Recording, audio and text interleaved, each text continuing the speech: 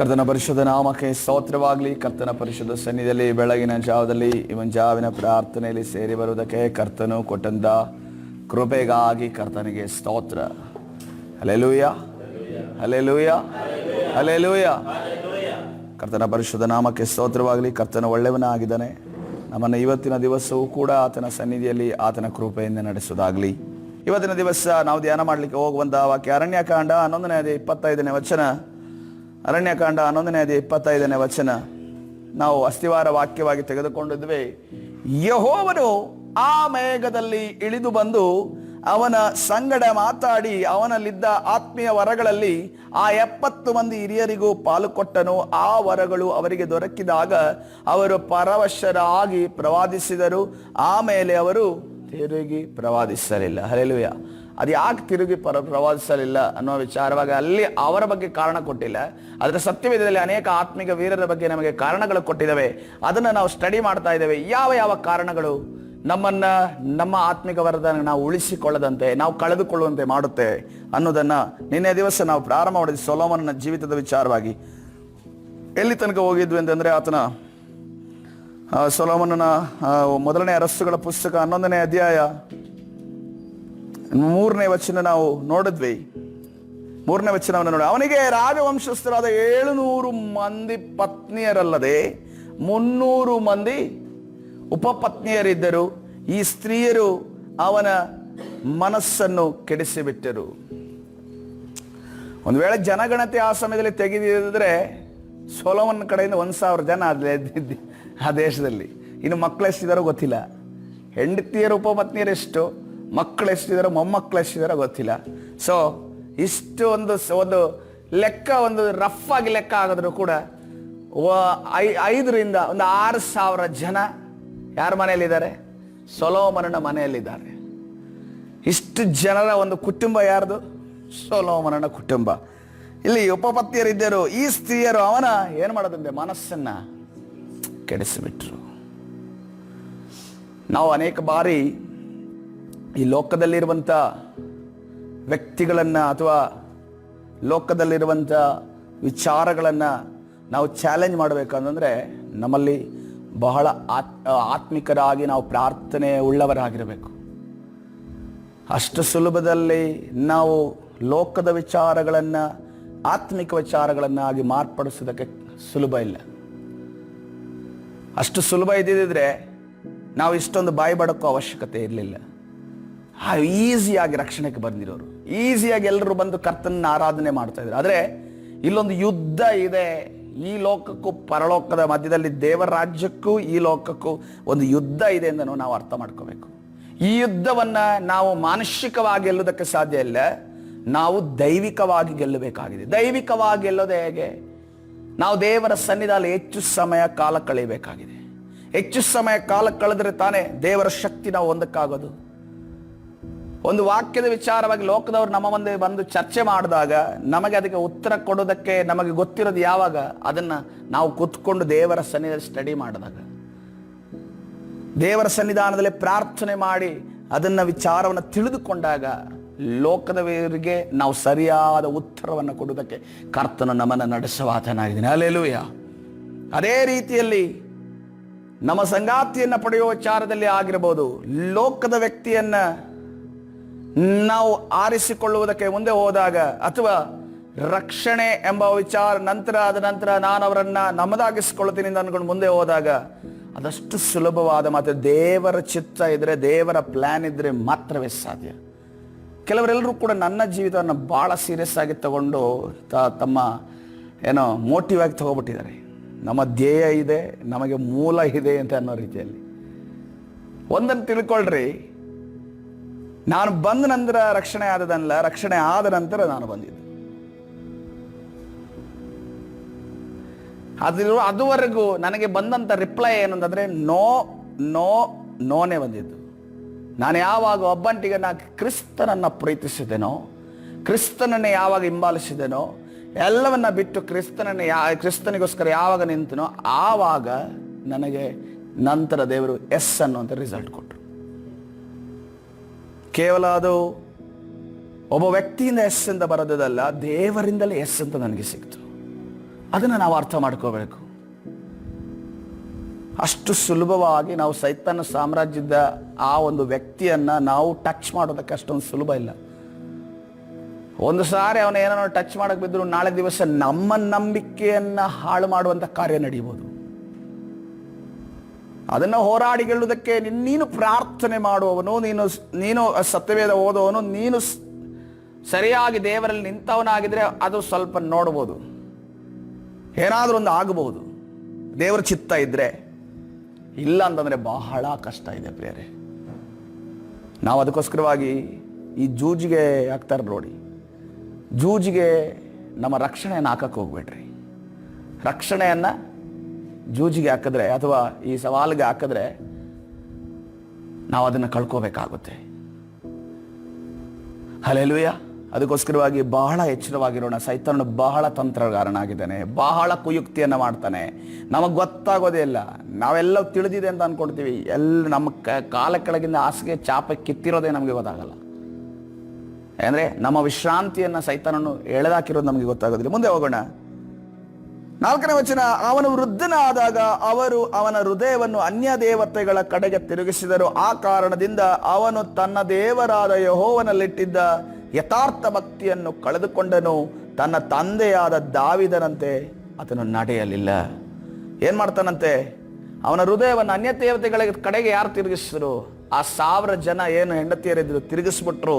ಆ ಕಾರಣದಿಂದ ಅವನು ತನ್ನ ದೇವರಾದ ಯೆಹೋವನಲ್ಲಿಟ್ಟಿದ್ದ ಯಥಾರ್ಥ ಭಕ್ತಿಯನ್ನ, ಯಾವ ಯಥಾರ್ಥ ಭಕ್ತಿಯನ್ನ ಪ್ರಾರಂಭದಲ್ಲಿ ಅವನಿಗಿತ್ತೋ, ಆ ಮೊಣಕಾಲೂರಿ ಕರಗಳನ್ನು ಎತ್ತಿ ಯಜ್ಞವನ್ನು ಸಮರ್ಪಿಸಿ ಕರ್ತನ ಸನ್ನಿಧಾನದಲ್ಲಿ ನೀನೇ ಎಲ್ಲ ಅಂತ ಅನ್ಕೊಂಡು ಅವಲಂಬಿತನಾಗಿದ್ನೋ, ಆ ಯಥಾರ್ಥ ಭಕ್ತಿ ಪ್ರಾರಂಭದಲ್ಲಿ ಏನಿತ್ತು, ಆ ಯಥಾರ್ಥ ಭಕ್ತಿಯನ್ನು ಕೊನೆಯದಾಗಿ ನೋಡುವಾಗ ಕಳೆತಿರುವುದನ್ನು ತನ್ನ ತಂದೆಯಾದ ದಾವಿದನಂತೆ ಏನಂತೆ ಅವನು ನಡೆಯಲಿಲ್ಲ.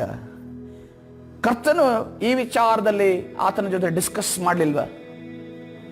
9ನೇ ವಚನಕ್ಕೆ ಬನ್ರಿ.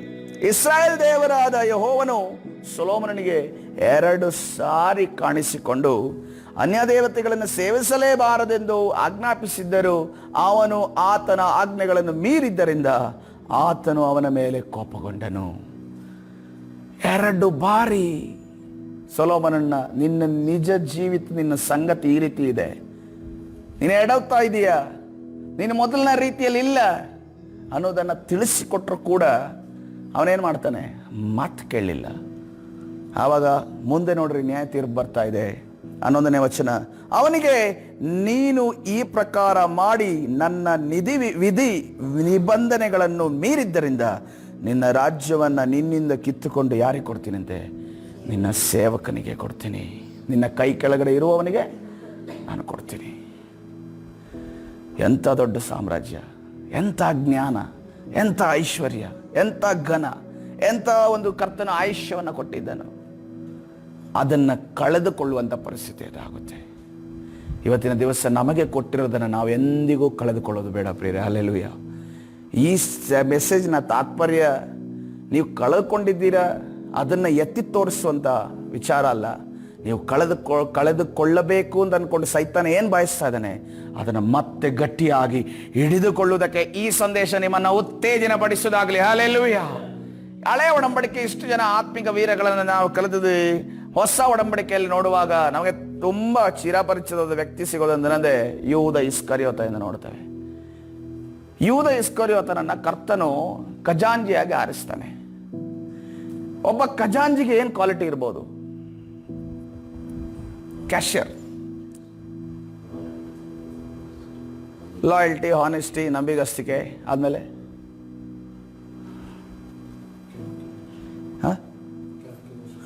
ಕ್ಯಾಲ್ಕುಲೇಷನಲ್ಲಿ ಪರ್ಫೆಕ್ಟಾಗಿರಬೇಕು. ಇವನು ಎಷ್ಟು ಪರ್ಫೆಕ್ಟಾಗಿದ್ದೆ ಗೊತ್ತಾ ಕ್ಯಾಲ್ಕುಲೇಷನಲ್ಲಿ? ಯೂದ ಇಸ್ಕರಿಯೋತ ಎಷ್ಟು ಪರ್ಫೆಕ್ಟಾಗಿ ಕ್ಯಾಲ್ಕುಲೇಷನ್ ಇಲ್ಲಿದ್ದೆ ಗೊತ್ತಾ? ಈ ಯೆರೂಸಲೇಮ್ ಆಲಯದಲ್ಲಿ ಕಾಣಿಕೆ ಡಬ್ಬಿಗಳನ್ನು ಇಡ್ತಾ ಇದ್ರು.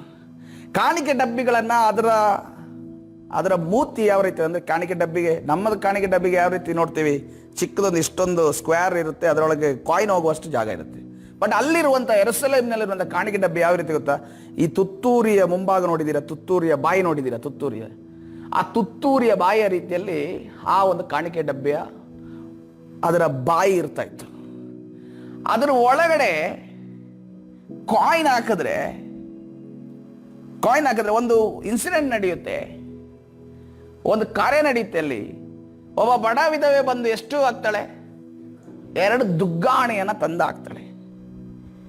ಈ 2 ದುಗ್ಗಾಣಿಯನ್ನ ವಿಚಾರವಾಗಿ ಯೇಸು ಕ್ರಿಸ್ತನಲ್ಲಿ ಆ ಕಾಣಿಕೆ ಡಬ್ಬಿಯ ಹತ್ತಿರ ಹೋಗಿ ನೋಡ್ತಾ ಇರ್ತಾರೆ.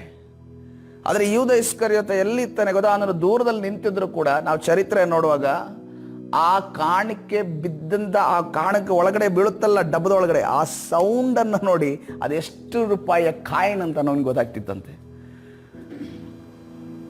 ಅದೆಷ್ಟು ರೂಪಾಯಿಯ ಕಾಯಿನ್ ಆ ಒಂದು ಕಾಣಿಕೆ ಡಬ್ಬಿಯ ಒಳಗಡೆ ಬಿತ್ತು ಅಂತ ಅನ್ಕೊಂಡು ಯಾರು ಗೊತ್ತಿತ್ತು? ಇಸ್ಕರಿಯೋತ ಯೂದನಿಗೆ ಗೊತ್ತಿತ್ತು. ಅಷ್ಟು ಇಂಟೆಲಿಜೆಂಟ್ ಆಗಿದ್ದವನು ಯಾರಿದ್ದವನು? ಇಸ್ಕರಿಯೋತ ಇದ್ದ. ಕ್ಯಾಲ್ಕುಲೇಷನ್ ಅಲ್ಲಿ ಪರ್ಫೆಕ್ಟ್. ಅವನದು ಲೆಡ್ಜರ್ ಬುಕ್ ಯಾವುದು ಕೂಡ ಬ್ಯಾಲೆನ್ಸ್ ತಪ್ಪಿದ್ದಿಲ್ಲ. ಖಾಲಿ ಅವನು ಬಾಯಲ್ಲೇ ಲೆಕ್ಕ ಹೇಳೋನು ಅಂತ ಅನ್ಸುತ್ತೆ. ಯಾಕಂದ್ರೆ ಅವ್ರಿಗೆ ಆವಾಗ ಪುಸ್ತಕ ಏನೂ ಇರಲಿಲ್ಲ. ಪುಸ್ತಕ ಇರಬೇಕಂದ್ರೆ ದೊಡ್ಡ ಶ್ರೀಮಂತರಾಗಿರ್ಬೇಕು. ಅವರು ಚರ್ಮದ ಮೇಲೆಯೋ ಅಥವಾ ಬೇರೆ ಏನೋ ಮೆಟೀರಿಯಲ್ ಮೇಲೆಯೋ ಬರಿತಾ ಇದ್ರೆ ಏನೋ. ಆದರೆ ಯೂದ ಇಸ್ಕರಿಯೋತ ಎಲ್ಲವನ್ನು ಕೂಡ ಮೈಂಡಲ್ಲಿ ಕ್ಯಾಲ್ಕುಲೇಷನ್, ಎಲ್ಲವೂ ಕೂಡ ಇಷ್ಟಿಷ್ಟೇ ಇದೆ, ಈ ತಿಂಗಳು ಅವ್ರಿಗೆ ಕೊಡಬೇಕು, ಈ ತಿಂಗಳು ಬಡವ್ರಿಗೆ ಕೊಡಬೇಕು, ಈ ತಿಂಗಳು ಲಾಜರನಿಗೆ ಕೊಡಬೇಕು, ಈ ತಿಂಗಳು ಮರಿಯಳಿಗೆ ಕೊಡಬೇಕು, ಮಗ್ದಲದ ಮರಿಯಳಿಗೆ ಕೊಡಬೇಕು, ಅವಳಿಗೊಂದು ಸ್ವಲ್ಪ ಹುಷಾರಿಲ್ಲ ಅವಳಿಗೊಂದು ಸ್ವಲ್ಪ ಕೊಡಬೇಕು, ಆದರೆ ಪೇತ್ರನ ಮನೆಗೆ ಅತ್ತೆಗೊಂಚೂರು ಸ್ವಲ್ಪ ಅವ್ರಿಗೆ ದಿನಸಿ ತಂದು ಹಾಕಬೇಕು. ಇದನ್ನೆಲ್ಲವನ್ನು ಯಾರು ಅಂತಾರೆ? ಯಾಕೆಂದರೆ ನಾವು ಒಂದು ಕಡೆ ಗಮನಿಸ್ತೇವೆ, ಯೇಸು ಕ್ರಿಸ್ತನ ಹೇಳ್ತಾರೆ, ನಾನು ಯಾರಿಗೆ ತುತ್ತನ್ನು ಕೊಡ್ತೇನೋ ಅವನೇ ನನ್ನನ್ನು ಹಿಡ್ಕೊಡ್ತಾನೆ. ತದನಂತರ ಮಾತು ಹೇಳ್ತಾರೆ, ನೀನು ಮಾಡೋದನ್ನು ಮಾಡಿ ಮುಗಿಸು ಅಂತ ಅನ್ಕೊಂಡು ಹೇಳ್ತಾರೆ. ಆವಾಗ ಶಿಷ್ಯರು ಕೆಳಗಡೆ ಅವ್ರು ಏನು ಆಲೋಚನೆ ಮಾಡೋದು ಅಂತ ಬರೆಯಲ್ಪಟ್ಟಿದೆ. ಪಸ್ಕ ಹಬ್ಬ ಬರ್ತಾ ಇದೆಯಲ್ಲ, ಅದಕ್ಕೆ ವಿಚಾರ ಸಿದ್ಧತೆಗೋಸ್ಕರವಾಗಿ ಅದಕ್ಕೆ ಬೇಕಾದ ಸಾಮಾನುಗಳನ್ನು ತರೋದಕ್ಕೆ ಯೇಸು ಕ್ರಿಸ್ತನು ಯಾರಿಗೆ ಹೇಳ್ತಾ ಇದ್ದಾರೆ? ಯೂದ ಇಸ್ಕರಿಯೋತನಿಗೆ ಹೇಳ್ತಾ ಇದ್ದಾರೆ. ಹಾಗಾದ್ರೆ ಒಂದು ನಮಗೆ ಗಮನಿಸಬಹುದು, ಕೆಲವು ಸಾಮಾನುಗಳನ್ನು ತರೋದಕ್ಕೋಸ್ಕರವಾಗಿ ಹಣ ಅವನಿಂದನೇ ಡ್ರಾ ಆಗ್ತಾ ಇತ್ತು. ಅವನೇ ಹೋಗಿ ಎಲ್ಲ ಲೆಕ್ಕಾಚಾರ ಮಾಡಿ ಅದನ್ನ ತರಿಸ್ತಾ ಇದ್ದ ಅಂತ ಅನ್ಕೊಂಡು ಅದು ತಿಳಿದು ಬರುತ್ತೆ. ಸೊ ಇದರಿಂದ ಏನ್ ಗೊತ್ತಾಗುತ್ತೆ ಅಂತಂದ್ರೆ, ಅನೇಕ ಕಾರ್ಯಗಳಿಗೆ ಯೂದ ಇಸ್ಕರಿಯೋತನ ಚೀಲದಲ್ಲಿದ್ದ ಯೇಸುವಿನ ಆ ಒಂದು ಅಮೌಂಟ್, ಸೇವೆ ಅಮೌಂಟ್ ಡ್ರಾ ಆಗ್ತಾ ಇತ್ತು. ಅದನ್ನ ತಗೊಂಡು ಎಲ್ಲ ಲೆಕ್ಕಾಚಾರ ಮಾಡಿ ಯಾರೋ ಮುಖಾಂತರವಾಗಿ, ತೋಮನ ಮುಖಾಂತರವಾಗಿ ನಾವು ಗಮನಿಸ್ತೇವೆ. ತೋಮ ಒಂದು ದಿವಸ ಏನ್ ಮಾಡ್ತಾನೆ, ಎಲ್ಲರೂ ಒಂದೇ ರೂಮಲ್ಲಿ ಇರ್ತಾರೆ, ಅವನು ಯಾವುದೋ ಒಂದು ವಿಚಾರವನ್ನು ತರೋದಕ್ಕೆ ಹೊರಗಡೆ ಹೋಗಿರ್ತಾನೆ. ಆ ಸಾಮಾನನ್ನು ತಂದು ಕೊಟ್ಟ ನಂತರ ಅದನ್ನ ಪಕ್ಕೆಯನ್ನು ಮುಟ್ಟಿದ್ರೇನೆ ನಾನು ಯೇಸುವನ್ನು ನಂಬ್ತೇನೆ ಅಂತ ಅನ್ಕೊಂಡು ಹೇಳ್ತೇನೆ. ಹಾಗಾದ್ರೆ ಈ ಯೂದ ಇಸ್ಕರಿಯೋತ ಅನೇಕ ಜನರಿಗೆ ಹಣ ಕೊಟ್ಟು ನೀನು ಇದನ್ನು ತರ್ಕೊಂಬ ಅಂತ ಅನ್ಕೊಂಡು ಹೇಳುವಂತ ಕಾರ್ಯ ನಡೀತಾ ಇತ್ತು ಅಂತ ಅನ್ಕೊಂಡು ನಮಗೆ ಪ್ರೂಫ್ ಸಿಗುತ್ತೆ. ಈ ಎಲ್ಲಾ ಕಾರ್ಯಗಳನ್ನ ಮಾಡಿದ ಯಾರು ಮಾಡ್ತಾ ಇದ್ದ? ಯೂದ ಇಸ್ಕರಿಯೋತ ಮಾಡ್ತಿದ್ದ. ಹಿ ಈಸ್ ಇಂಟೆಲಿಜೆಂಟ್ ಮತ್ತು ಆತನ ಲೆಕ್ಕದಲ್ಲಿ ಪಕ್ಕ ಆಗಿದ್ದ. ಆತನು ಈ ಕಾರ್ಯಗಳನ್ನು ಮಾಡುವುದಕ್ಕೆ ಯೋಗ್ಯನಾಗಿದ್ದ. ಅದಕ್ಕೋಸ್ಕರವಾಗಿ ಕರ್ತನಾದ ಯೇಸು ಏನ್ ಮಾಡಿದ್ರು, ಅವನ ಕೈಗೆ ತನ್ನ ಸೇವೆಯ ಒಂದು ಅಮೌಂಟ್ ಅನ್ನು ತೆಗೆದು ಅವನ ಕೈ ಕೊಟ್ಟರು. ನೀನು ನೋಡ್ಕೋ, ಯಾಕಂದ್ರೆ ಇದನ್ನೆಲ್ಲ ನಾನು ಮನಸ್ಸಿನ ಇಟ್ಕೊಂಡು ನಾನು ಇದನ್ನು ಮಾಡೋದಕ್ಕೆ ನೋಡೋದಿಲ್ಲ. ಯಾಕಂತಂದ್ರೆ ನಾವು ಅಪೋಸ್ತಲ ಕೃತ್ಯದಲ್ಲೂ ಕೂಡ ಈ ಅಪೋಸ್ತಲರು ಏನ್ ಮಾಡ್ತಾರೆ, ಎಲ್ಲ ಕೆಲಸಗಳನ್ನು ಇವರೇ ಮಾಡ್ತಾ ಇರ್ತಾರೆ. ಬಂದವರಿಗೆ ಉಪಚಾರ ಮಾಡೋದು ಅವರೇ ಮಾಡ್ತಾ ಇರ್ತಾರೆ, ವಾಕ್ಯವನ್ನು ಸಾರೋದು ಅವರೇ ಮಾಡ್ತಾ ಇರ್ತಾರೆ, ಹೀಲಿಂಗ್ ಅನ್ನು ಕೊಡೋದು ಯಾರೇ ಮಾಡ್ತಾರೆ. ಅದಕ್ಕೆ ಒಂದು 8 ಜನರನ್ನು ನೇಮಿಸ್ತಾರೆ. ಇದನ್ನೇ ನಾವು ಮಾಡ್ಕೊಂಡು ಕೂತ್ರೆ ನಾವು ವಾಕ್ಯವನ್ನು ಸಾರೋದಕ್ಕಾಗೋದಿಲ್ಲ. 8 ಜನರು ಯೋಗ್ಯರನ್ನ ನಾವು ಆರಿಸಿ ಈ ಕೆಲಸಕ್ಕಾಗಿ ನೇಮಿಕೊಳ್ಳೋಣ. ಆ ಒಂದು 8 ಜನರಲ್ಲಿ ಯಾರಿದ್ರು?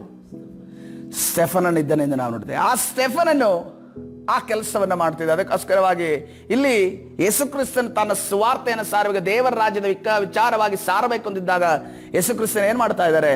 ಈ ಒಂದು ಖಜಾಂಜಿಯ ಕೆಲಸವನ್ನ, ಹಣದ ವಿಚಾರವನ್ನ, ಮ್ಯಾನೇಜ್ಮೆಂಟ್ ಅನ್ನ ಯಾರು ಕೈ ಕೊಡ್ತಾ ಇದ್ದಾರೆ? ಯೂದ ಇಸ್ಕರಿಯೋತ. ಈತನ ಪ್ರಾರಂಭದಲ್ಲಿ ಚೆನ್ನಾಗೇ ಇದ್ದ. ಪ್ರಾರಂಭದಲ್ಲಿ ಅವನ ಒಂದು ನೇಮ್ ಪ್ಲೇಟ್ ಯೂದ ಇಸ್ಕರಿಯೋತ, ಯೇಸು ಕ್ರಿಸ್ತನನ್ನ ಹಿಡಿದುಕೊಡುವವ ಅಂತ ಇರಲಿಲ್ಲ. ಬಟ್ ಯೋಹಾನ ಬರೀತಾನೆ, ಯಾಕೆಂದ್ರೆ ಪರಿಚಯ ಹೇಳ್ಬೇಕಲ್ಲ. ಯೋಹಾನ ಬರೀತಾನೆ ಯೇಸು ಕ್ರಿಸ್ತನ ಹಿಡಿದು ಕೊಡುವವ ಅಂತ. ಆದ್ರೆ ಮೊದಲೇ ಯೇಸು ಕ್ರಿಸ್ತನ ಹಿಡಿದು ಕೊಡುವವ ಆ ವ್ಯಕ್ತಿ ಅವನು ಆಗಿರ್ಲಿಲ್ಲ, ಅವನಾಗಿರ್ಬೇಕು ಅಂತನೂ ಇರಲಿಲ್ಲ. ಬಟ್ ಅವನು ಮಾಡಿದಂಥ ಕ್ರಿಯೆ ನಿಮಿತ್ತವಾಗಿ ಅವನಲ್ಲಿ ಸೈತಾನನು ಹೊಕ್ಕಿದ್ದರಿಂದ ಏನಾಯ್ತು? ಒಬ್ಬ ವ್ಯಕ್ತಿ ಯೇಸು ಕ್ರಿಸ್ತನನ್ನು ಹಿಡಿದು ಕೊಡಬೇಕಾಗಿತ್ತು. ಆ ವ್ಯಕ್ತಿ ಯಾರಾದ? ಇಸ್ಕರಿಯೋತ ಯೂದ ಆದ. ಈಗ ಎಲ್ರಿಗೂ ಒಂಚೂರು ತಲೆಗೆ ಹೋಯ್ತಾ? ಸೊ ಈಗ ಪ್ರಾರಂಭದಲ್ಲಿ ಯೂದ ಇಸ್ಕರಿಯೋತ ಯಾವ ರೀತಿಯಲ್ಲಿ ಆರಿಸಲ್ಪಟ್ಟನೋ ಆ ರೀತಿಯಲ್ಲೇ ಇದ್ದ. ಆದರೆ ಹೋಗ್ತಾ ಹೋಗ್ತಾ ಹೋಗ್ತಾ ಏನಾಯಿತು, ಅವನಿಗೆ ಯಾವುದ ಒಂದು ಆಸೆ ಉಂಟಾಯಿತು, ಅವನಿಗೆ ಹಣದ ಆಸೆ ಉಂಟಾಯಿತು. ಮೊದಲನೇದಾಗಿ ನಾವು ಆಲೋಚನೆ ಮಾಡಿದ್ವಿ, ಸೌಲನಲ್ಲಿದ್ದಂಥ ಆತನು ತನ್ನಗೆ ಸಿಕ್ಕಿದಂಥ ವರದಾನಗಳಿಗೆ ಕಳೆದುಕೊಳ್ಳೋದಕ್ಕೆ ಕಾರಣ ಯಾವುದು? ಅವಿಧೇಯತೆ. ಸಂಸೋನಲ್ಲಿ ಏನಾಯಿತು? ಮೋಹ. ಮೂರನೇದಾಗಿ ಸೊಲೋಮನಲ್ಲಿ ಏನಾಯಿತು? ಅವನು ತನ್ನ ದೇಶವನ್ನು ಸೆಕ್ಯೂರ್ ಮಾಡೋದಕ್ಕೋಸ್ಕರ ಬೇರೆ ದೇಶದ ಹೆಣ್ಣು ಮಕ್ಕಳನ್ನ ಮದುವೆ ಆಗೋದಕ್ಕೆ ಅವನು ಡಿಸೈಡ್ ಮಾಡ್ತಾನೆ. ಅದಕ್ಕೋಸ್ಕರ ಮೋಹನ್ನು ಒಳಗಾಗ್ತಾನೆ. ಇಲ್ಲಿ ಇಸ್ಕರಿಯೋತನ ವಿಷಯದಲ್ಲಿ ನೋಡುವಾಗ ಹಣದ ಆಸೆ ನೋಡ್ತೇವೆ. ಇವತ್ತಿನ ದಿನಮಾನದಲ್ಲಿ ಸೇವಕರ ಮಧ್ಯದಲ್ಲಿಯೂ, ಪ್ರವಾದಿಗಳ ಮಧ್ಯದಲ್ಲಿ, ಅಪೋಸ್ತಲರ ಮಧ್ಯದಲ್ಲಿಯೂ, ವಿಶ್ವಾಸಿಗಳ ಮಧ್ಯದಲ್ಲಿಯೂ ಅವರು ಹಿಂದೆ ಬಿದ್ದಿರೋದು ಯಾವುದಕ್ಕೆ ಗೊತ್ತಾ? ಹಣದ ಆಸೆಗೆ.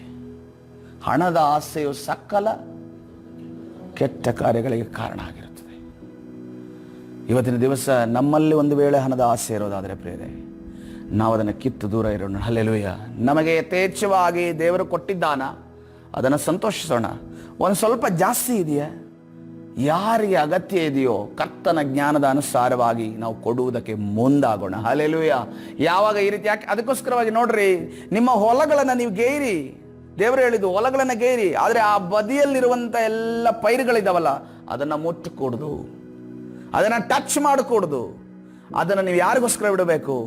ಪರದೇಶಿಗಳಿಗೂ, ಅನಾಥರಿಗೂ, ಬಡವರಿಗೂ ಬಿಡಬೇಕು. ಹಲ್ಲೆಲೂಯಾ. ಯಾಕೆಂತಂದ್ರೆ ದೇವರು ಏನು ಮಾಡಿಸ್ತಾನೆ ಗೊತ್ತಾ? ಎಲ್ಲರೂ ಸಮಾನ ಪರಿಸ್ಥಿತಿ, ಆರ್ಥಿಕ ಪರಿಸ್ಥಿತಿಯಲ್ಲಿ ಇರಬೇಕು ಎಂದು ಬಯಸುವವನಾಗಿದ್ದಾನೆ. ಎಲ್ಲರೂ ಕೂಡ ಅವರಿಗೆ ಆಹಾರಗಳು ದೊರೆಯಬೇಕು ಎಂದು ಆತನು ಬಯಸುವವನಾಗಿದ್ದಾನೆ.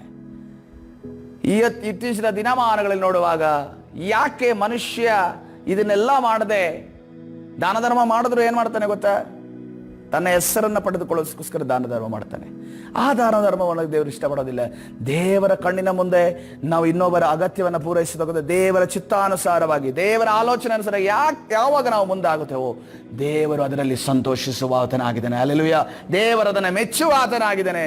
ಆದರೆ ಯೂದ ಇಸ್ಕರಿಯೋತ ಪ್ರಾರಂಭದಲ್ಲಿ ಈ ರೀತಿಯಲ್ಲೇ ಮೆಂಟಾಲಿಟಿ ಉಳ್ಳವನಾಗಿದ್ದಾನೆ. ಆದರೆ ಕೊನೆಗೆ ಅವನಲ್ಲಿ ಹಣದಾಸೆ ಆಯಿತು.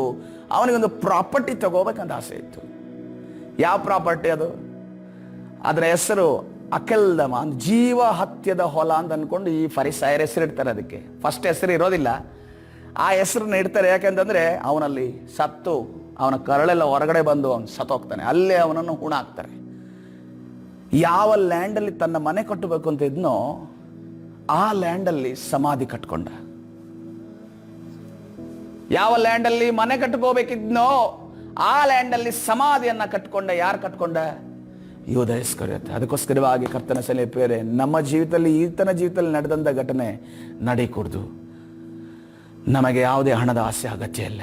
ನಮಗೆ ಎಲ್ಲವನ್ನ ದೇವರ ಸಫಿಷಿಯೆಂಟ್ ಆಗಿ ಕೊಟ್ಟಿದ್ದಾನೆ. ಏನು ಕೊಟ್ಟಿದ್ದಾನೋ ಅದನ್ನು ಸೇವಿಸಿ ತೃಪ್ತರಾಗಿ ಒಂದು ತುತ್ತು ಹೆಚ್ಚು ಉಳಿತೋ ಆ ತುತ್ತನ್ನು ಯಾರಿಗೆ ಅನ್ನ ಇಲ್ಲವೋ, ಯಾರಿಗೆ ಹಸಿವಿದೆಯೋ ಅವರಿಗೆ ಕೊಡುವುದಕ್ಕೆ, ತಲುಪಿಸೋದಕ್ಕೆ ಪ್ರಯತ್ನ ಪಡೋಣ. ಹಲ್ಲೆಲೂಯಾ. ನಾವು ಯಾವಾಗ ತಲುಪಿಸ್ತೇವೋ ಪ್ರಿಯರೇ, ಹಲ್ಲೆಲೂಯಾ, ಬಡವರಿಗೆ ಯಾವಾಗ ನಾವು ಕೊಡ್ತೇವೋ ಕರ್ತನು ನಮ್ಮ ಅವಶ್ಯಕತೆಗಳನ್ನು ಸಂಧಿಸುವ ಆತನಾಗಿದ್ದಾನೆ. ನಮ್ಮ ಅವಶ್ಯಕತೆಗಳನ್ನು ಆತನು ಸಂಧಿಸುವ ಆತನಾಗಿದ್ದಾನೆ. ನಮಗೆ ನಡೆಸುವ ಆತನೇ, ನಮ್ಮನ್ನು ಬಲಪಡಿಸುವ ಆತನೇ. ನಮ್ಮ ಜೀವಿತದಲ್ಲಿ ನಡೆಯಲಿಲ್ಲ ಅಂತಂದ್ರು ನಮ್ಮ ಮಕ್ಕಳ ಮೊಮ್ಮಕ್ಕಳ ತಲೆಮಾರಿನಲ್ಲಿ ಅವರು ಹಸಿವು ಎಂದು ಕೂಗುವಾಗ ಆ ಹಸಿವನ್ನು ನೀಗಿಸುವಂತ ದೇವರು ನಮ್ಮ ಕರ್ತನು ಇಳಿದು ಬರುವಾತನಾಗಿದ್ದಾನೆ. ಹಲ್ಲೆಲೂಯಾ. ಕರ್ತನ ಪರಿಶುದ್ಧ ನಾಮಕ್ಕೆ ಸ್ತೋತ್ರವಾಗಲಿ. ಅದಕ್ಕೋಸ್ಕರವಾಗಿ ಪ್ರಿಯರೇ, ನಾವು ಒಂದನ್ನು ಅರ್ಥ ಮಾಡಿಕೊಳ್ಳಬೇಕು. ಈ ಹಣದ ಆಸೆ, ಅವಿಧೇಯತೆ, ಈ ಮೋಹ, ಅದೇ ರೀತಿಯಲ್ಲಿ ನಮ್ಮ ಸೆಕ್ಯೂರಿಟಿಗೋಸ್ಕರ ಮನುಷ್ಯರ ಮೇಲೆ ನಾವು ಡಿಪೆಂಡ್ ಆಗೋದು ಎಲ್ಲವನ್ನ ಬಿಟ್ಟು ನಾವು ಯಾವಾಗ ದೇವರ ಮೇಲೆ, ಇದು ಅಷ್ಟೊಂದು ಸುಲಭ ಅಲ್ಲ. ಅದಕ್ಕೋಸ್ಕರ ಕಾಣದೆ ನಂಬುವವನು ಅದನ್ನ ಧನ್ಯನು ಎಂದೇ ಕರ್ತನ ಅದಕ್ಕೆ ಹೇಳಿದ್ದು. ಏನು ನಡೀತಾ ಇಲ್ಲ, ಅದ್ಭುತದ ಒಂದು ಚೂರು ಕೂಡ ಸಿಂಪ್ಟಮೇ ಇಲ್ಲ. ಆ ಸಿಂಪ್ಟಮ್ ಇಲ್ಲದಿದ್ರು ಕೂಡ ಅದ್ಭುತ ನಡೀತು ಅಂದ್ಕೊಂಡು ನಂಬುವವನು ಯಾರಾಗಿದ್ದಾನೆ? ಅವನ್ನೇ ಧನ್ಯನಾಗಿದ್ದಾನೆ. ಹಲ್ಲೆಲೂಯಾ. ಅವನ್ನೇ ಧನ್ಯ. ಆ ಫೇತನ್ನೇ ಕರ್ತನು ಬಯಸ್ತಿರೋದು. ಆ ಒಂದು ನಂಬಿಕೆನೇ ನಮ್ಮಿಂದ ಕರ್ತನ ನಿರೀಕ್ಷೆ ಮಾಡ್ತಿರೋದು. ಯಾಕಂದ್ರೆ ನೋಡ್ರಿ, ಅಲ್ಲಿ ನಾವು ನೋಡ್ತೇವೆ, ಈ ಹಳೆ ಒಡಂಬಡಿ ಪರಿಶುದ್ಧಾತ್ಮ ಇಳಿತಿದ್ದ, ಹೋಗ್ತಾ ಇದ್ದ. ಆತ್ಮನು ಬರ್ತಾ ಇದ್ದ, ಹೋಗ್ತಾ ಇದ್ದ. ಆದರೆ ಹೊಸ ಒಡಂಬಡಿಕೆಯಲ್ಲಿ ಹಂಗೆಲ್ಲ. ಯೋಹಾನನ ಸುವಾರ್ತೆ 14ನೇ ಅಧ್ಯಾಯ 16-17 ವಚನಗಳನ್ನು ನೋಡುವಾಗ, ಯೋಹಾನನ ಸುವಾರ್ತೆ 14ನೇ ಅಧ್ಯಾಯ 16-17, ಆಗ ನಾನು ತಂದೆಯನ್ನು ಕೇಳಿಕೊಳ್ಳುವೆನು, ಆತನು ನಿಮಗೆ ಬೇರೊಬ್ಬ ಸಹಾಯಕನನ್ನು ಏನಂತೆ ಸದಾ ಕಾಲ ನಿಮ್ಮ ಸಂಗಡ ಇರುವುದಕ್ಕೆ ಕೊಡುವನು. ಹಾಲೆಲೂಯ. ಅದನ್ನ ಕೇವಲ ಒಂದು ಸಾರಿ ಬಂದು ಹೋಗುವಂತ ದೇವರ ಆತ್ಮನ ಒಂದು ರೀತಿಯಲ್ಲಿ ಆ ಒಂದು ಕಾರ್ಯ ನಡೆಯಲ್ಲ, ನಿಮ್ಮ ಜೊತೆ ಸದಾ ಕಾಲ ನಿಮ್ಮ ಜೊತೆ ಇರುತ್ತಾನೆ. ಆ ಸಹಾಯಕನು ಯಾರೆಂದರೆ ಸತ್ಯದ ಆತ್ಮನೇ. ಲೋಕವು ಆತನನ್ನು ನೋಡದೆಯೋ ತಿಳಿಯದೆಯೋ ಇರುವುದರಿಂದ ಆತನನ್ನು ಹೊಂದಲಾರದು. ನೀವು ಆತನನ್ನು ಬಲ್ಲಿರಿ, ಹೇಗೆಂದರೆ ನಿಮ್ಮ ಬಳಿಯಲ್ಲಿ ಏನ್ ಮಾಡ್ತಾನೆ? ವಾಸ ಮಾಡ್ತಾನೆ. ಹಾಲೆಲೂಯ. ಆತನು ನಿಮ್ಮ ಮತ್ತೇನು ಹೇಳ್ತಾರೆ? ಅಷ್ಟು ಮಾತ್ರ ಅಲ್ಲ, ನಿಮ್ಮ ಬಳಿಯಲ್ಲಿ ಆತನು ವಾಸ ಮಾಡೋದು ಮಾತ್ರ ಅಲ್ಲ, ಮತ್ತು ನಿಮ್ಮೊಳಗೆ ಇರುವನು. ಹಾಲೆಲೂಯ. ನಿಮ್ಮ ಒಳಗಡೆ ಇರುವನು. ಪರಿಶುದ್ಧಾತ್ಮನು ನಿಮ್ಮನ್ನೇ ನಿವಾಸವಾಗಿ ಮಾಡ್ಕೊಳ್ತಾನೆ, ನಿಮ್ಮನ್ನೇ ಮನೆಯಾಗಿ ಮಾಡ್ಕೊಳ್ತಾನೆ. ನಾವು ಮನೆಯಿಂದ ಮನೆಗೆ ಸುತ್ತವೆ, ಆದ್ರೆ ಕರ್ತನೆ ಹೇಳ್ತಾ ಇದ್ದಾನೆ, ನಾನು ನಿನ್ನೊಳಗಿರ್ತೇನೆ. ಹಾಲೆಲೂಯ. ನಾನು ನಿನ್ನೊಳಗಿರ್ತೇನೆ. ಸಂತೋಷವುಳ್ಳವರಿದ್ದಾರೆ. ಹಾಲೆಲೂಯ. ನನ್ನ ಒಳಗೆ ನನ್ನ ದೇವರು ವಾಸ ಮಾಡ್ತಾನೆ ಎನ್ನುವಂತ ಸಂತೋಷ ನಮಗಿದೆಯಾ? ನನ್ನ ಒಳಗೆ ನನ್ನ ದೇವರು ವಾಸ ಮಾಡ್ತಾನೆ ಎನ್ನುವಂತ ಒಂದು ಉಲ್ಲಾಸ ನಮ್ಮಲ್ಲಿದೆಯಾ? ಹಾಲೆಲೂಯ. ಕರ್ತನ ಪರಿಶುದ್ಧ ನಾಮಕ್ಕೆ ಸ್ತೋತ್ರವಾಗಲಿ. ರೋಮಾಪುರ ಬರೆದ ಪತ್ರಿಕೆ 8ನೇ 9ನೇ ವಚನವನ್ನು ನೋಡುವಾಗ, ರೋಮಾಪುರ ಬರೆದ ಪತ್ರಿಕೆ 8ನೇ 9ನೇ ವಚನ, ನೀವಾದರೂ ನಿಮ್ಮಲ್ಲಿ ದೇವರ ಆತ್ಮನ ವಾಸವಾಗಿರುವುದಾದರೆ ಶರೀರಾಭಾವಾಧೀನರಲ್ಲ, ದೇವರ ಆತ್ಮನಿಗೆ ಅಧೀನರಾಗಿದ್ದೀರಿ. ಯಾವನಿಗಾದರೂ ಕ್ರಿಸ್ತನ ಆತ್ಮನು ಇಲ್ಲದಿದ್ದರೆ ಅವನು ಕ್ರಿಸ್ತನವನಲ್ಲ. ಕ್ರಿಸ್ತನ ಏನು ಬಯಸ್ತಾ ಇದ್ದಾನೆ? ಆತನು ನಿಮಗೆ ಏನು ಕೊಟ್ಟಿದ್ದಾನೋ ಅದು ಸ್ಥಿರವಾಗಿ ಗಟ್ಟಿಯಾಗಿ ನಿಮ್ಮ ಜೊತೆ ಇರಲಿ ಅಂತ ಆತನು ಬಯಸ್ತಾ ಇದ್ದಾನೆ. ಇವತ್ತಿನ ದಿವಸ ನಮಗೆ ಕೊಟ್ಟಿದ್ದನ್ನು ನಾವು ನೆನಪಿಸಿಕೊಳ್ಳೋಣ ಪ್ರಿಯರೇ. ನಾವು ನಮ್ಮದಾಗಿಸಿಕೊಳ್ಳೋಣ, ಕಳೆದುಕೊಳ್ಳೋದು ಬೇಡ ಅನ್ನೋದನ್ನು ಕರ್ತನು ಇವತ್ತಿನ ದಿವಸ ಹೇಳ್ತಾ ಇದ್ದೇನೆ. ಹಲ್ಲೆಲೂಯಾ. ಕರ್ತನ ಪರಿಶುದ್ಧ ನಾಮಕ್ಕೆ ಸ್ತೋತ್ರವಾಗಲಿ. ನೋಡ್ರಿ, ಪ್ರಕಟಣೆ ಪುಸ್ತಕ 2ನೇ 4ನೇ ವಚನ ಈ ರೀತಿಯಲ್ಲಿ ಹೇಳ್ತಾ ಇದೆ. ನಮ್ಮ ಪರಿಸ್ಥಿತಿಯನ್ನು, ನಮ್ಮ ಸ್ಥಿತಿಯನ್ನು ಅಲ್ಲಿ ಸಭೆಗೆ ಬರೆಯಲ್ಪಟ್ಟಿದೆ. ರೆವಲೇಷನ್ 2ನೇ 4ನೇ ವಚನ, ಆದರೆ ಮೊದಲು ನಿನಗಿದ್ದ ಪ್ರೀತಿಯನ್ನು ನೀನು ಬಿಟ್ಟಿದ್ದಿ ಎಂದು ನಾನು ನಿನ್ನ ಮೇಲೆ ತಪ್ಪು ಹೊರಿಸಬೇಕಾಗುತ್ತದೆ. ಆದುದರಿಂದ ನೀನು ಎಲ್ಲಿಂದ ಬಿದ್ದಿದ್ದೀಯೋ ಅದನ್ನು ನಿನ್ನ ನೆನಪಿಗೆ ತಂದುಕೊಂಡು ದೇವರ ಕಡೆ ತಿರುಗಿಕೋ. ನೀನು ಮೊದಲು ಮಾಡುತ್ತಿದ್ದ ಕೃತ್ಯಗಳನ್ನು ಮಾಡು. ಮೊದಲು ಮಾಡುತ್ತಿದ್ದ ಕೃತ್ಯ ನಮಗೆ ಮಾಡು ಅಂತ ಅನ್ಕೊಂಡು ಹೇಳದೆ ನಮ್ಗೆ ನೆನಪಾಗುತ್ತೆ ಏನು ಮಾಡ್ತಾ ಇದ್ವಿ ಅಂತ. ಕೆಲವರು ಎಷ್ಟೇ ಜನ ನನಗೆ ಹೇಳಿದಿದೆ, ನಾನು ಮೊದಲು ಎಷ್ಟು ಪ್ರೇಯರ್ ಮಾಡ್ತಿದ್ದೆ ಗೊತ್ತಾ, ಎಷ್ಟು ಸ್ತುತಿ ಮಾಡ್ತಿದ್ದೆ, ದೇವರ ಸನ್ನಿಧಾನ ಎಷ್ಟು ಕಾಲ ಕಳೀತಾ ಇದೆ. ಈಗ ನೋಡಿದ್ರೆ ಯಾವಾಗ ನೋಡಿದ್ರು ಬ್ಯುಸಿ, ಯಾವಾಗ ನೋಡಿದ್ರೆ ಆ ಕೆಲಸ ಈ ಕೆಲಸ ಸಫಲಗೊಳಿಸೋದು ಯಾರು? ದೇವರು. ದೇವ್ರ ಬಳಿ ಹೋಗಿಲ್ಲ, ಸೀದಾ ಹೋಗಿ ಕೆಲಸ ಮಾಡೋದು. ದೇವ್ರ ಬಳಿ ಹೋಗಿಲ್ಲ, ದೇವ್ರ ಜೊತೆ ಬರಲಿಲ್ಲ, ದೇವ್ರ ಕೆಲಸ ಮಾಡ್ತಾ ಇದ್ದಾರೆ. ಹಾಗಾದ್ರೆ ಅರ್ಥ ಏನು? ದೇವರಿಗೆ ಶಕ್ತಿ ಇಲ್ಲ, ದೇವರಿಗೆ ಬಲ ಇಲ್ಲ, ಹಿ ಈಸ್ ವೀಕ್ ತಂದ್ಕೊಂಡು ನಾನೇ ಮಾಡ್ತೀನಿ ಎಲ್ಲ ತಂದ್ಕೊಂಡು ಹೋಗ್ತಾ ಇದ್ದಾರೆ. ಸಕ್ಸಸ್ ಆಗುತ್ತಾ? ಸಮಾಧಾನ ಸಿಗುತ್ತಾ? ಸಂತೋಷ ಸಿಗುತ್ತಾ? ಬಟ್ ಅಲ್ಲಿ ಹೋಗಿ ಬಯಸ್ತಿರೋದು ಅದೇನೇ ತಾನೆ, ಸಂತೋಷ, ಸಮಾಧಾನ, ಸಕ್ಸಸ್ಸನ್ನು. ಯಾರ ಹತ್ರ ಸಿಗಬೇಕೋ ಅವನ ಹತ್ರ ಸೋರ್ಸಿಗೆ ಹೋಗದೆ, ಆ ಸೋರ್ಸ್ ಬಳಿ ಹೋಗದೆ ನಾವು ಇಲ್ಲಿ ಹೋದರೆ ಹೇಗೆ ಸಿಗುತ್ತೆ? ನಮಗೆಲ್ಲ ಗೊತ್ತಿದೆ, ನಮಗೆ ಎಲ್ಲ ವಿಚಾರಗಳು ನಮಗೆ ಗೊತ್ತಿದೆ, ಆದರೆ ಈಗ ನಾವು ಮಾಡ್ತಾ ಇಲ್ಲ. ಗಲಾತ್ಯದವರಿಗೆ ಬರೆದ ಪತ್ರಿಕೆ 3ನೇ ಅಧ್ಯಾಯ 1 ಮತ್ತು 3 ವಚನಗಳನ್ನು ನೋಡ್ರಿ. ಪೌಲ ಎಷ್ಟು ಸ್ಟ್ರೈಟ್ ಆಗಿ ಬರೀತಾನೆ ಅಂತಂದರೆ, ನನಗೆ ಓದಿದಾಗ ಒಂದೇ ಸರಿ ದಕ್ಕಂತ ಒಂದು ಸರಿ. ಗಲಾತ್ಯ ಬರೆದ ಪತ್ರಿಕೆ 3ನೇ ಅಧ್ಯಾಯ 1, 3 ವಚನಗಳು, ಎಲೆ ಬುದ್ಧಿ ಇಲ್ಲದ ಗಲಾತ್ಯದವರೇ, ಯಾರು ನಿಮ್ಮನ್ನು ಮರಳುಗೊಳಿಸಿದರು? ಎಲೆ ಬುದ್ಧಿ ಇಲ್ಲದ ಆಸನದವರೇ, ನಿಮ್ಮನ್ನು ಯಾರು ಮನಗೊಳಿಸಿದರು? ಎಲೆ ಬುದ್ಧಿ ಇಲ್ಲದ ಕುವೆಂಪು ನಗರದವರೇ, ನಿಮಗೆ ಯಾರು ಮರಗೊಳಿಸಿದರು? ಎಲೆ ಬುದ್ಧಿ ಇಲ್ಲದ ಜಯನಗರದವರೇ, ನಿಮ್ಮನ್ನು ಯಾರು ಮರಗೊಳಿಸಿದರು? ತಂದ್ಕೊಂಡು ಪೌಲನು ಡೈರೆಕ್ಟ್ ಆಗಿ ಹೇಳ್ತಾ ಇದ್ದಾನೆ, ನಾನು ಹೇಳ್ತಾ ಇಲ್ಲ, ಅಲ್ಲಿ ಪ್ಲೇಸ್ ಚೇಂಜ್ ಮಾಡಿದೆ ಅಷ್ಟೇ. ನಾನು ಯಾರು ನಿಮ್ಮನ್ನು ಮರಳುಗೊಳಿಸಿದರು? ಇಷ್ಟು ಬುದ್ಧಿ ಇಲ್ಲದವರಾಗಿದ್ದೀರಾ. ದೇವರ ಆತ್ಮನ ಅನುಸಾರವಾಗಿ ಪ್ರಾರಂಭಿಸಿ ಈಗ ಬೈರಾಚಾರಗಳಿಂದ ಸಿದ್ಧಿಗೆ ಬರಬೇಕೆಂದಿದ್ದೀರಾ. ದೇವರ ಆತ್ಮನಿಂದ ಏನಾದರೂ ಪಡೆದುಕೊಂಡು ಏನಾದರೂ ಮಾಡಬೇಕು ಅಂತ ಅಂದ್ಕೊಂಡು ನೀವು ಸ್ಟಾರ್ಟಿಂಗಲ್ಲಿ ಇದ್ರಿ. ಈಗ ಏನು ಮಾಡಿದ್ದೀರಾ? ಬಹಿರಾಚಾರದಿಂದ, ನಿಮ್ಮ ಕ್ರಿಯೆಗಳಿಂದ ಏನಾದರೂ ಮಾಡೋಣ ಅಂತ ಅಂದ್ಕೊಂಡು ಹೊರಟಿದ್ದೀರಾ. ತಂದ್ಕೊಂಡು ಪೌಲನ್ನು ಕೇಳ್ತಾ ಇದ್ದಾನೆ. ನೋಡ್ರಿ, ನಾವು ಹೇಗೆ ಪ್ರಾರಂಭ ಮಾಡಿದ್ವಿ ಎಂದು ಪ್ರಾಮುಖ್ಯ ಅಲ್ಲ. ನಾವು ಹೇಗೆ ಪ್ರಾರಂಭ ಮಾಡಿದ್ದು ಪ್ರಾರಂಭಕ್ಕೆ ಅಲ್ಲ. ಕ್ರಿಸ್ತನ ಜೀವಿತದಲ್ಲಿ ನಾವು ಹೇಗೆ ಅಂತ್ಯ ಮಾಡಿದ್ವಿ ನಾವು ಪ್ರಾರಂಭ, ಅದು ಪ್ರಾಮುಖ್ಯ. ಯಾಕೆಂದರೆ ಪ್ರಸಂಗಿ 7ನೇ 8ನೇ ವಚನ ನೋಡುವಾಗ, ಆದಿಗಿಂತ ಅಂತ್ಯವೂ ಲೇಸು. ಬರೀರಿ, ಪ್ರಸಂಗಿ 7ನೇ 8ನೇ ವಚನ. ಅದೇ ಉಲ್ಟಾ ವರ್ಸ್ ಯೋಬನ ಪುಸ್ತಕ 8:7 ನೋಡುವಾಗ, ಯೋಬನ ಪುಸ್ತಕ 8:7, ನಿನ್ನ ಮೊದಲನೆಯ ಸ್ಥಿತಿಯು ಅಲ್ಪವಾಗಿದ್ದರೂ ನಿನ್ನ ಕಡೆಯ ಸ್ಥಿತಿಯು ಬಹಳ ವೃದ್ಧಿ ಹೊಂದುವುದು. ಹಲ್ಲೆಲೂಯ.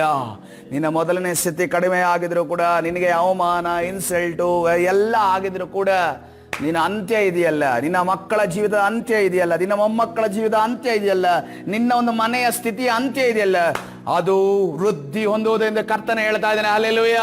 ಕರ್ತನ ಸನ್ನಿಧಿಯಲ್ಲಿ ಇವತ್ತಿನ ದಿವಸ ನಿನ್ನ ಜೀವಿತದಲ್ಲಿ ಅಲ್ಪವಾಗಿರಬಹುದು, ನೀನು ಅಲ್ಪನಾಗಿರಬಹುದು, ನಿನ್ನ ಅಲ್ಪನ ರೀತಿಯಲ್ಲಿ ಎಲ್ಲರೂ ನೋಡ್ತಿರಬಹುದು. ಆದ್ರೆ ಕರ್ತನ ಹೇಳ್ತಾ ಇದ್ದಾನೆ, ನಿನ್ನ ಕಡೆಯ ಸ್ಥಿತಿ ಇದೆಯಲ್ಲ, ಅದು ಬಹಳ ವೃದ್ಧಿಯಾಗುವುದು. ಹಲ್ಲೆಲೂಯ. ವೃದ್ಧಿಯಾಗುವುದಕ್ಕೆ ಯಾರು ಬಯಸ್ತಾ ಇದ್ದಾನೆ? ಭೂಮಿ ಆಕಾಶವನ್ನ, ಒಣನೆಲವನ್ನ, ಸಮುದ್ರವನ್ನ ಉಂಟು ಮಾಡಿದ ದೇವರು ಬಯಸ್ತಾ ಇದ್ದಾನೆ. ಆದ್ರೆ ಇವತ್ತಿನ ದಿವಸ ವೃದ್ಧಿ ಆಗುವುದಕ್ಕೆ ನಾವು ಒಳಪಡಬೇಕಾಗಿದೆ. ಹಲ್ಲೆಲೂಯ. ನಾವು ಯಾವ ರೀತಿಯಲ್ಲಿ ಒಳಪಡ್ತೇವೋ ಕರ್ತನು ಆ ರೀತಿಯಲ್ಲಿ ಕಾರ್ಯ ಮಾಡುವಾತನಾಗಿದೆ. ಹಲ್ಲೆಲೂಯ. ಕರ್ತನ ಪರಿಶುದ್ಧ ನಾಮಕ್ಕೆ ಸ್ತೋತ್ರವಾಗಲಿ. ಪ್ರಿಯರೇ, ಇವತ್ತಿನ ದಿವಸ ಪ್ರಿಯರೇ, ಎಲ್ಲರ ಜೀವಿತವು ಕೂಡ ಮಾರ್ಪಡುವುದಾಗಲಿ. ಈ ಸಂದೇಶದ ಕೊನೆಗೆ ನಾವು ಬಂದಿದ್ದೇವೆ. ನಾವು ಅನೇಕರ ಜೀವಿತದ ನೆಗೆಟಿವ್ಸ್ಗಳನ್ನು ನೋಡಿದ್ವಿ. ಯಾವ ರೀತಿಯಲ್ಲಿ ಇದ್ರು, ಯಾವ ರೀತಿಯಲ್ಲಿ ಆದ್ರು ಅಂತ ನೋಡಿದೀವಿ. ನಮ್ಮ ಬಗ್ಗೆ ನಾಳೆ ದಿವಸ ಯಾರಾದರೂ ಅವ್ರು ಹಿಂಗಿದ್ರಪ್ಪ, ಪ್ರಾರ್ಥನೆ ಮಾಡಿಕೊಂಡು ಹಿಂಗಿದ್ರು, ಅವರು ಚರ್ಚ್ ಸಭೆಗೆ ಹೊಂದ್ಕೊಂಡು, ಅಂಥ ಕುಟುಂಬ ಅದು, ಅಂಥ ಒಂದು ಪ್ರಾರ್ಥನೆ ಮಾಡಿದ್ರೆ ಉತ್ತರ ಸಿಕ್ತು ಅನ್ನೋ ರೀತಿಯಲ್ಲಿ ಇದ್ದವರು ಕೊನೆಗೆ ಹಿಂಗೆ ಆಗ್ಬಿಟ್ರು. ಆ ರೀತಿಯ ರಿಸಲ್ಟ್ ಆಗಿರಬಹುದು. ಪ್ರಾರಂಭದಲ್ಲಿ ಅವ್ರು ಹಿಂಗಿದ್ರು, ಇವಾಗ ಹೆಂಗೆ ಆಗಿದ್ದಾರೆ ಗೊತ್ತಾ? ಅವ್ರು ಹೆಂಗೆ ಜೀವಿಸಿದ್ರು ಗೊತ್ತಾ? ಅವ್ರು ಹೆಂಗೆ ಜೀವಿತ ಇತ್ತು ಗೊತ್ತಾ? ಅವರಿಗೆ ದೇವರು ಯಾವ ರೀತಿಯಲ್ಲಿ ಕೊನೆ ಅವ್ರಿಗೆ ಎಂಥ ಒಂದು ಮರಣವನ್ನು ಕೊಟ್ಟರು ಗೊತ್ತಾ? ಯಾವ ರೀತಿಯಲ್ಲಿ ಅವರನ್ನ ನಡೆಸಿದ್ರು ಗೊತ್ತಾ ಅನ್ನೋ ರೀತಿಯಲ್ಲಿ ನಮ್ಮ ಜೀವಿತ ಆಗಿರ್ಬೇಕು. ಹಲ್ಲೆಲೂಯ. ಎಷ್ಟು ಜನ ಬಯಸ್ತೀರಾ ಪ್ರಿಯರೇ? ಎಷ್ಟು ಜನ ಬಯಸ್ತೀರಾ? ಹಲ್ಲೆಲೂಯ. ಕರ್ತನ ಸನ್ನಿಧಾನದಲ್ಲಿ ನನ್ನನ್ನ ಸ್ವಾಮಿ ಕರ್ತನೆ ಆದಿಗಿಂತ ಅಂತ್ಯವನ್ನ ನೀನು ಕರ್ತನೆ ಒಂದು ದೊಡ್ಡದಾಗಿ ಮಾಡೋದಕ್ಕಾಗಿ ಸ್ತೋತ್ರ. ನನ್ನ ಪ್ರಾರಂಭ ಅಲ್ಪವಾಗಿರಬಹುದು, ಆದ್ರೆ ಕರ್ತನೆ ನನ್ನ ಅಂತ್ಯ ಕರ್ತನೆ ನೀನು ವೃದ್ಧಿಯಾಗಿ ಮಾಡುವುದಕ್ಕಾಗಿ ನಿನಗೆ ಸ್ತೋತ್ರ ಮಾಡುತ್ತೇನೆ ಕರ್ತನೆ. ಯಾಕಂದ್ರೆ ಕರ್ತನೆ ನನ್ನ ಅಂತ್ಯವನ್ನ ಕೈ ಹಿಡಿದಾತನು ನೀನಾಗಿದೆ. ಆದಿಯು ಅಂತ್ಯವು ಆಗಿರುವಂತ, ಆಲ್ಫವು ಒಮೆಗಾವು ಆಗಿರುವಂತ ಯೇಸು ಕ್ರಿಸ್ತನು ಹೇಳ್ತಾ ಇದ್ದಾನೆ, ನಾನೇ ನಿನ್ನ ಆದಿಯು, ನಾನೇ ನಿನ್ನ ಅಂತ್ಯವು, ನಾನು ಪ್ರಾರಂಭ ಮಾಡಿದಾತನು, ನಾನು ಮುಂದುವರಿಸಿ ನಡೆಸುವಾತನಾಗಿದ್ದೇನೆ, ನಾನೇ ಅದನ್ನು ಮುಕ್ತಾಯಗೊಳಿಸುವಾತನಾಗಿದ್ದೇನೆ. ಹಲ್ಲೆಲೂಯ. ಯಾವ ಕಾರ್ಯ ನಿಮ್ಮ ಜೀವಿತದಲ್ಲಿ ಮಧ್ಯದಲ್ಲಿ ನಿಂತಿದೆಯೋ ನೀವು ಅದರ ಬಗ್ಗೆ ತಲೆ ಕೆಡಿಸ್ಕೋಬೇಡಿ. ಪ್ರಾರಂಭ ಮಾಡಿದ್ದಾನೆ ನಿಮ್ಮ ಕರ್ತನಾಗಿದ್ದಾನೆ. ಹಲ್ಲೆಲೂಯ. ಕೈ ಹಿಡಿದ ಆತನ ಕರ್ತನಾಗಿದ್ದಾನೆ, ಅದನ್ನ ಆತನು ಫಿನಿಶ್ ಮಾಡ್ತಾನೆ. Hallelujah. Is a great finisher ಎಂದು ನಾವು ನೋಡ್ತಾ ಇದ್ದೇವೆ. ಆತನು ಶಿಲುಬೆಯಲ್ಲಿರುವಾಗ ಎಲ್ಲವೂ ತೀರಿತು ಎಂದು ಹೇಳಿದನು. ಆ ತೀರಿತು ಅನ್ನುವಂಥ ವಿಚಾರದಲ್ಲಿ ಇದೆಯಲ್ಲ, ಇಡೀ ಮನುಕುಲಕ್ಕೆ ಆತನು ಪಾಪದಿಂದ ಬಿಡುಗಡೆಯನ್ನ ಕೊಟ್ಟನೆ ಎಂದು ನಾವು ನೋಡಿದೆ. ಇವತ್ತಿನ ದಿವಸ ಅದೇ ಮಾತನ್ನ ಎಲ್ಲವೂ ತೀರಿತು ಎಂದು ಕರ್ತನೆ ಹೇಳ್ತಾ ಇದ್ದಾನೆ. ಯಾಕೆಂತಂದ್ರೆ ಆತನು ಎಲ್ಲವನ್ನ ತೀರಿ ಮುಗಿಸುವ ದೇವರಾಗಿದ್ದಾನೆ, ಎಲ್ಲವನ್ನ ಬಿಡುಗಡೆಗೊಳಿಸುವ ದೇವರಾಗಿದ್ದಾನೆ. ಎಲ್ಲ ನಿನ್ನ ರಕ್ಷಣೆಯನ್ನ ಕೊನೆಯವರೆಗೂ ನಿನ್ನ ಶರೀರ ರಕ್ಷಣೆ ಆಗಿದೆ. ಇವತ್ತಿನ ದಿವಸ ಆತ್ಮವು ರಕ್ಷಣೆ ಹೊಂದುವಂತೆ ಕರ್ತನು ನಡೆಸುವ ದೇವರಾಗಿದ್ದಾನೆ. ಕರ್ತನಿಗೆ ಅಸಾಧ್ಯವಾದ ಯಾವುದಿಲ್ಲ. ಯಾವ ಕೆಲಸವೂ ಕೂಡ ಮಿಡಲಲ್ಲಿ ನಿಂತಿದೆಯಾ, ಸ್ಟಾಪ್ ಆಗಿದೆಯಾ, ಅದಕ್ಕೆ ಕಾರಣ ಹುಡ್ಕೊಳ್ರಿ, ಮತ್ತೆ ತಿರುಗಿ ಕರ್ತನ ಬಳಿಗೆ ಬನ್ನಿರಿ. ಆದರೆ ಆ ಒಂದು ಪ್ರಾರಂಭ ಮಾಡಿದಂತ ಕರ್ತನು ಮುಕ್ತಾಯಗೊಳಿಸಲು ಶಕ್ತನಾಗಿದ್ದಾನೆ. ಕರ್ತನ ಸಲ ಪ್ರಾರ್ಥನೆ ಮಾಡೋಣ. ಪರಿಶುದ್ಧನಾದ ದೇವರ ನಾಮಕ್ಕೆ ಸ್ತೋತ್ರವಾಗಲಿ. ಈ ಬೆಳಗಿನ ಜಾವದಲ್ಲಿ ನಿನ್ನ ಸಾನ್ನಿಧ್ಯದಲ್ಲಿ ಕರ್ತನೆ ಪ್ರಾರ್ಥನೆಯಲ್ಲಿ ಕೂರುವುದಕ್ಕೆ ಕೊಟ್ಟಂತ ಕೃಪೆಗಾಗಿ ನಿನಗೆ ಸ್ತೋತ್ರ ಎಸಪ್ಪ. ಕರ್ತನೆ ನಿನ್ನ ವಾಕ್ಯವನ್ನು ನಾವು ಧ್ಯಾನ ಮಾಡಿದ್ದೇವೆ. ಹೌದು ಸ್ವಾಮಿ, ಅನೇಕ ಆತ್ಮಿಕ ವೀರರ ಕರ್ತನೆ ರಾಜ ವಿಚಾರಗಳನ್ನು ನಾವು ಕಲಿತಿದ್ದೇವೆ. ನಾವು ಅವರಂತೆ ಕರ್ತನೆ ಬಿದ್ದು ಹೋಗದೆ ಕರ್ತನೆ ನಿನ್ನ ಸನ್ನಿಧಿಯಲ್ಲಿ ನಿನ್ನ ಕರಗಳನ್ನು ಹಿಡಿದುಕೊಂಡು ನಡೆಯುವಾಗ ನಮಗೆ ಸಹಾಯದಸ್ತವನ್ನು ಚಾಚು. ನಮ್ಮ ವಿರುದ್ಧವಾಗಿ ಕರ್ತನೆ ರಾಜ ನಮ್ಮನ್ನ ಬೀಳುವಂತೆಯೋ, ನಾವು ಮೊದಲ ಪ್ರೀತಿಯನ್ನ ಕರ್ತನೆ ಕಳೆದುಕೊಳ್ಳುವಂತೆಯೋ ಮಾಡುವಂತ ಎಲ್ಲ ಸೈತಾನನ ಕಾರ್ಯಗಳು ಲಯವಾಗಲಿ ಯೇಸುವಿನ ನಾಮದಲ್ಲಿ. ಬಿಡುಗಡೆ ಕೊಡು, ನೀನು ತಾನೇ ನಡೆಸು. ಕರ್ತನಾದ ಯೇಸು ಸ್ವಾಮಿ ಸಲ ಪ್ರಾರ್ಥಿಸಿ ಹೊಂದಿಕೊಳ್ಳುತ್ತೇನೆ ಜೀವವುಳ್ಳ ತಂದೆ. ಆಮೇಲೆ